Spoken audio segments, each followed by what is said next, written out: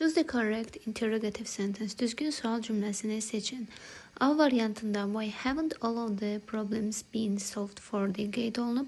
Söz sırası düzgün təyin olunsa da, yəni sual sözündən sonra köməkçi feilimiz mübtəda və əsas feilin üçüncü forması qeyd olunsa da, why sual sözü ilə forun istifadəsi yanlışdır. Çünki why nəyə görə mənasını verdiyi üçün fora ehtiyac yoxdur. B variantında somebody has lived here for years, haven't they? Kimsə illərdir ki, burada yaşayıb, elə deyil.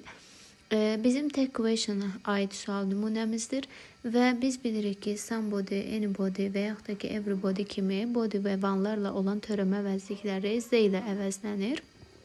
Və indiki bitmiş zamanda has lived ifadəsində köməkçi feilimiz has və have-in özü götürüldüyü üçün haven't they yazılması doğru qəbul olunur.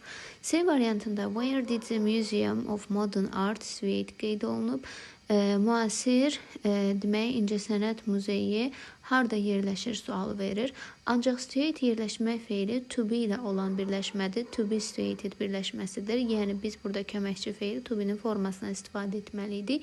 Did yazıldığı üçün yanlışdır. Where have the farms located in this village?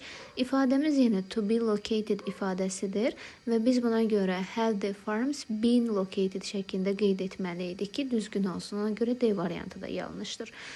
Mark had this credit card change, hadn't he yazıb və biz burada qeyd etsək, haddən sonra əgər isim varsa, demək ki, had əsas feil kimi götürülür və əsas feil olduğu üçün köməkçi feilimiz diddən istifadə olunmalıdır. İkinci tərəfdə tek question'da köməkçi feil hadin özü yazıldığı üçün düzgün hesab olunmur. Doğru cavabımız B variantı götürülür.